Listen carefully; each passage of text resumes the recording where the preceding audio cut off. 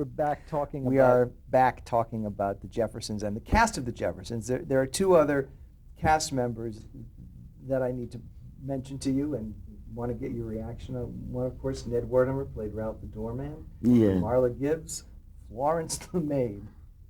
Oh, yeah, she was funny. She was very she was an unusual maid. And Did she ever clean, really? She dusted about. She took a duster. But she and George were always at it. You know, he was always threatening to fire her. And they always have arguments. She make fun of his no hair. She has some very, very funny lines. Her character. And she delivered it beautifully. Mm-hmm. It's an interesting thing. The writing on the Jeffersons was impeccable. It was beautiful. That's what I thought. We were going to have our reunion, and then we were going to maybe come back for about an hour for a show, do a show with the same writers. I wouldn't mind that. But whoever wrote whatever that show that was supposed to be a reunion, I didn't like it. I'll ask you a quick question about Ralph the Doorman. He always had his hand out all the time looking for money. Always. He was a great character. In fact, it was like a habit. I mean, the hand was out whether he was to get a tip or not. The hand was out. Yeah, he admitted that. That was his gimmick. I don't want to be finished talking about the Jeffersons yet, but something you just said may be of value to jump to it for just a second about the concept of a reunion show. There seems to be talk again about some of the shows of the Jeffersons' time doing some reunions, and some of the cast members seem to be for it, and others, aren't really participating in it. If there was a Jeffersons reunion proposed, and if it was a script that you found funny, is it something that you think you might want to do? Oh, absolutely. If I liked the script and it was funny, yes. You see, I figure if we come back to do anything at all, it has to be just as good or even better. Otherwise, why do it? It's fair, and it's respectful of the public who kept the show on and That's still right. watch the show. They would expect good things from it. During the 11-year run of the Jeffersons, do you have, it's a hard question to ask because there were, I guess, about 250 episodes. Do you have a favorite? Well, I just gave you the favorite. Oh, well, they haven't heard it yet because we went on the tape. You mean I gotta go and do that again? You folks don't know what you missed at home. Well, we were talking about, see, because technical things happen. We were talking about your show with Sammy Davis Jr. Yeah, it was. I was there. I was very proud to work with him, Sammy Davis Jr. In fact, when he was there, one other time visited us, my last line was, "Sammy Davis Jr." And out I went out of the door. Do you remember that one? But then he came back again. He was supposed to be getting some R&R, and he wanted someplace where nobody will know where he was. And of course, unfortunately, he was on my floor, and I saw him. And I had his, he was bringing gifts. He had gifts in his hand. And of course, I knocked one over and broke one. There was something in there that shook, Well, from then on, I was his mate. I mean, I never let him out of my sight. And what I wanted him to do was sing Candyman. He said, "I can't sing Candyman here." I said, "Yes, you can. Just a bar of Candyman does, Candyman something. So they went in and closed the door. Bang!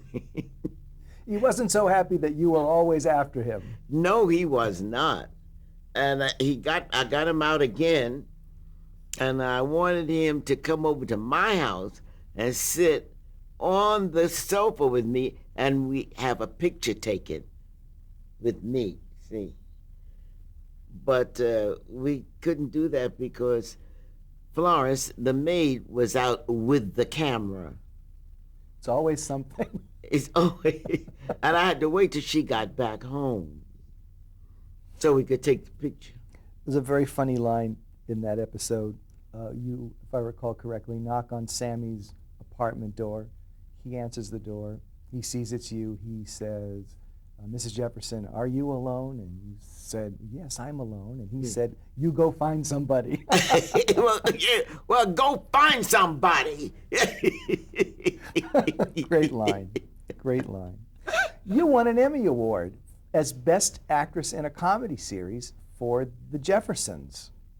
Wasn't that the only Emmy Award the show received in its 11-year run? It is a shame. It is a shame.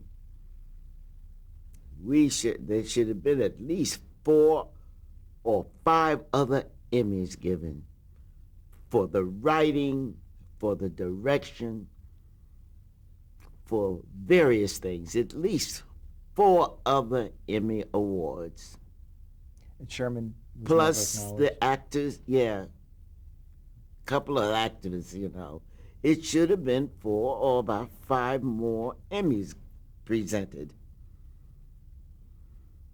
You're proud of the one you've earned? Oh, very. It's in a special place in the house, a choice place. The theme song from The Jeffersons is really one of the most memorable theme songs ever to be written, performed for television. Yeah, People let me think tell you about that. Yeah. I went to the circus. Not too long ago, there was a circus here. And while I was there, we were there, they played the theme song. And I said, how did they don't know I'm here. Wonder why they playing this theme song. But I think they play it I suppose they play it in every show they give, you see. But one thing, I did go backstage. My granddaughter said, Mother, would you like to speak to the performers in the back? I said, yes, if they want to talk to me, if they wish to talk with me. So she went, found out if they wanted to talk with me or not. And a man came out with her to get us, and the rest of us that we were together. And my goodness, they went crazy back there. They went crazy. There was a little man, a midget. He was in charge of the circus. His name was, because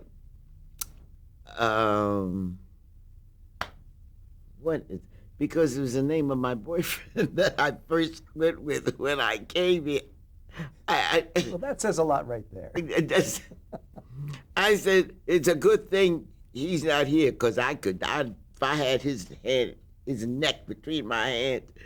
And he said, yeah, well, I'm glad. He said, he stood like that, you know. And we took pictures. A lot of pictures was taken.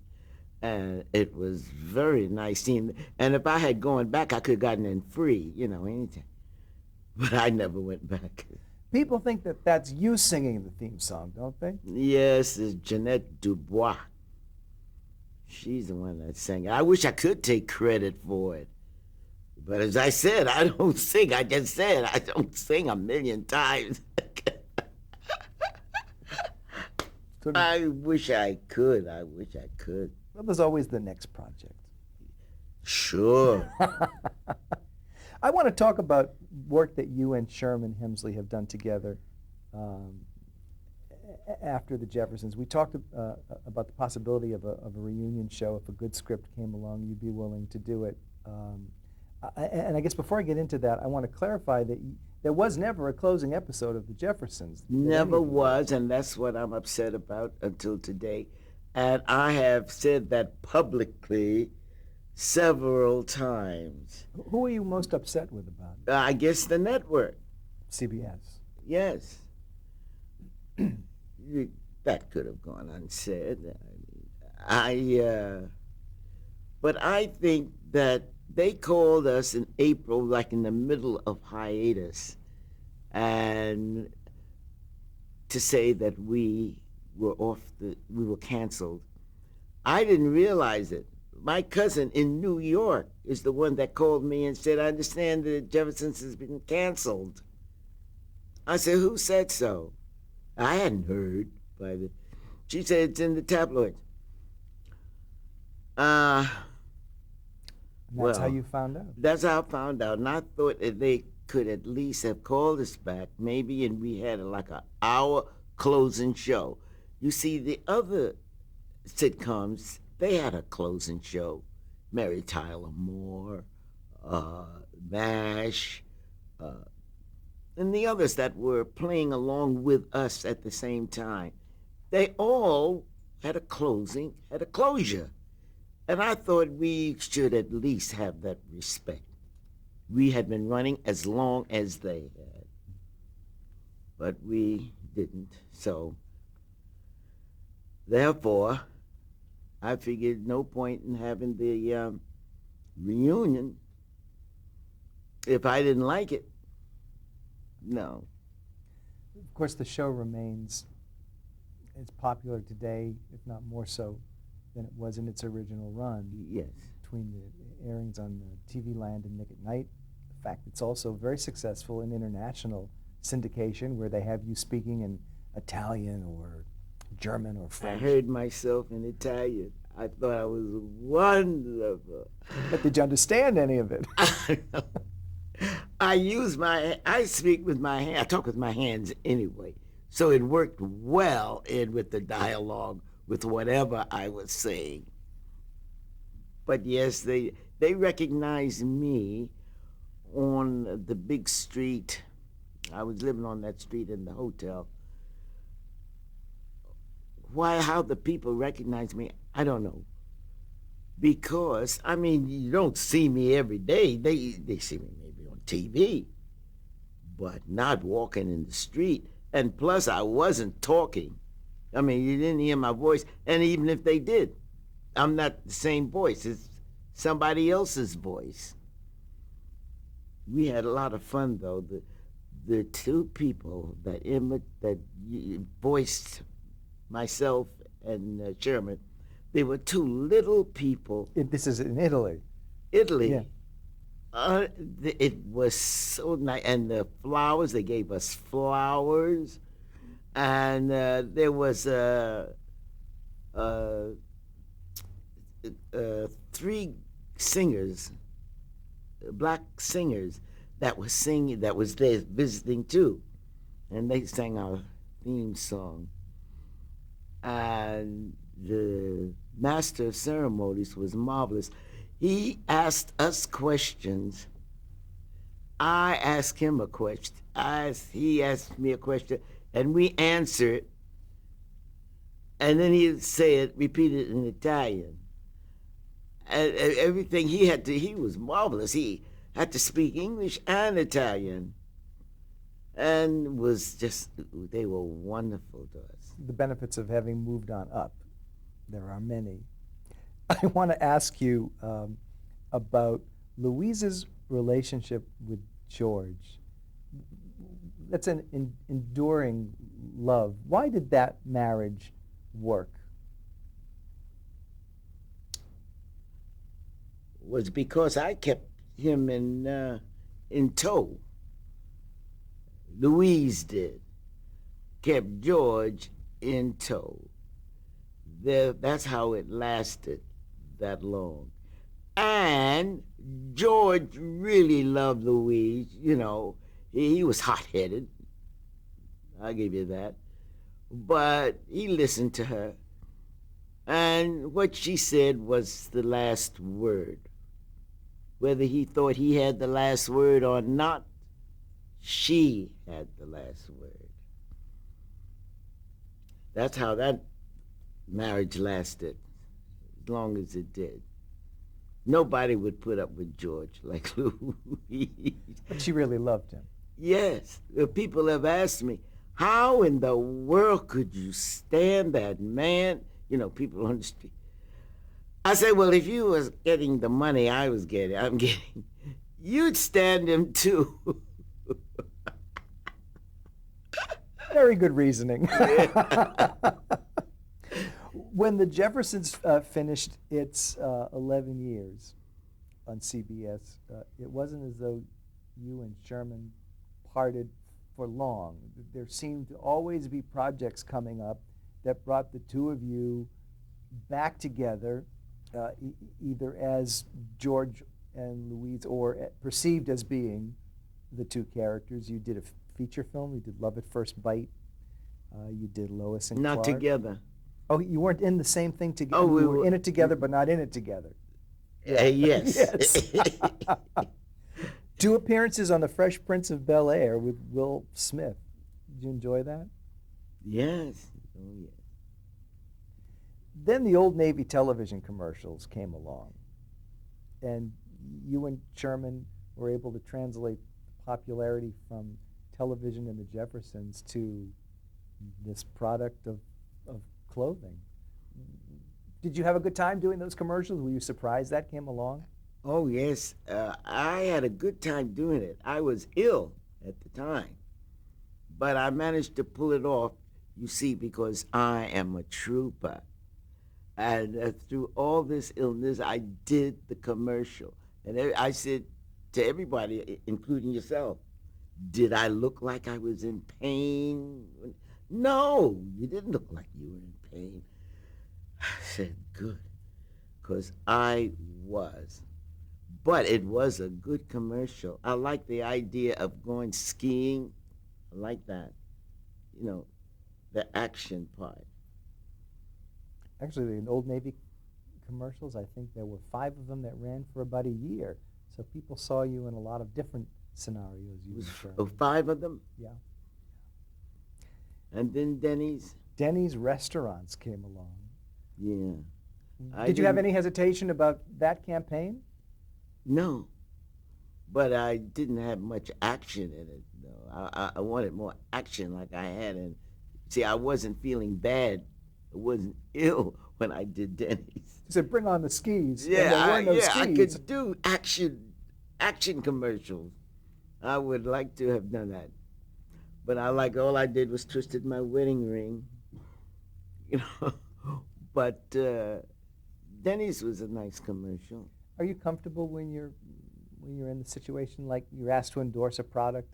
Because if it's a product that you feel comfortable about and you support, then that's okay. Yeah. Well, so far I've been asked to do products that I thought was okay. So was a time you couldn't really turn on the television for very long without seeing one of your commercials. Yeah, that's right. A friend of mine called. She said, and the other day she said, after I watched you do Denny's again and again and again and again, she said, that I decided that I'd give you a call and let you know I've been seeing you. I haven't missed you 1 minute. I didn't know we were going to be seen so much. Once again, careful what you ask for. I want to ask you about some of these television shows that you had guest appearances on, about some of the people whose shows they were. You had a show and appearance with Roseanne on her show, Roseanne. Yes, they had the mothers, TV mothers on. And that was very nice. I like working with Roseanne. You did Living Single with Queen Latifah and Kim Fields, a grown-up Kim Fields. I did what? Living Single. Oh, not with just she, but the cast. Right. Kim Cole, and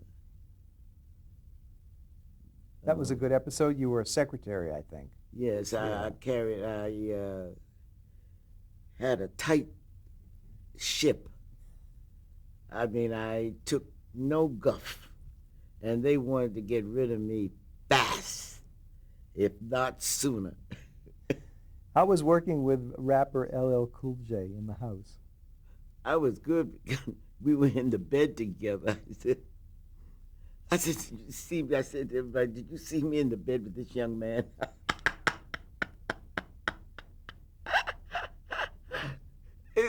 It was so funny. He didn't mind it. He didn't seem to mind it very much, being in bed with this mature woman. The benefits of success, actually. Most recently, you did a guest star appearance on The Parkers with Monique and Countess Fawn. Oh, that was funny. That was a funny show. I took Monique's boyfriend. I was after the boyfriend, and of course she didn't like that at all. And that was our gripe to each other. I was, but we had our arguments, and the last scene with her boyfriend, I put the light out. I forced him up against the light, and I put the light out, and you heard him say, "Ah!" And the next time you see him, he's all disheveled, and all. He said, "Call her back, get her back here, get her out of my house." I was a little more than he could handle. It's very funny and very well written, that episode, too. Yeah. I want to ask you some questions about... More questions? Just maybe 40 or 50. No, just a few. Because I wanted to see that reaction. I want to talk just a little bit about the craft of acting and your process. When you get a new role and you get a script, I what have kind of research no do you do? rules. There are no Isabel Sanford rules about acting. I get a script and I read it. As I'm reading it, I'm imagining how I would do it, how I would perform it as I read it. It comes to you right away. Right away, I have my idea. Now, I don't know if that's the director's ideas, but they are mine. At least I know what I'm going to work with and how. If any changes are made, then he would do it. He'd make it. Do you like the rehearsal process? Yeah, I like rehearsals. Because that's the only way I could get it done right, is to rehearse it. That's the way I am. Some actors don't like rehearsals. They don't want rehearsals. Are you one of the actors who feel you could never have enough rehearsal? In a way, at least I think I should have at least 4 weeks of a play. At least 4 weeks. Because when I was in a play, I was out of town. It was, I don't know the name. It wasn't 4 weeks. It was 3 weeks. And I couldn't give it the best that I knew I could do. I didn't have enough time. I didn't have enough rehearsals. I'm trying to think of that. Canada. I was in Canada. Do you remember the name? Yes, it was Gingerbread Lady. Gingerbread Lady, and I loved that play. The actors came and left, and I was still there. Rehearsing? I never had a chance to get off, never got off the stage. Never got off the stage, you see, and it was a lot of lines. And I wanted at least 4 weeks. They didn't have that time. I couldn't give it the best I had, best I knew I could do.